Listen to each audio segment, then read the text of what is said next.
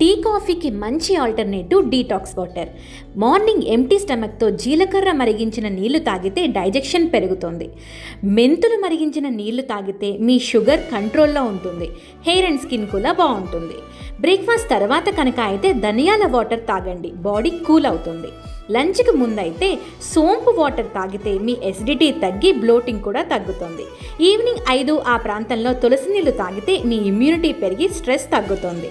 Dinner తర్వాత వాము నీరు తాగితే గ్యాస్ తగ్గి ఇండైజెషన్ కూడా తగ్గుతుంది.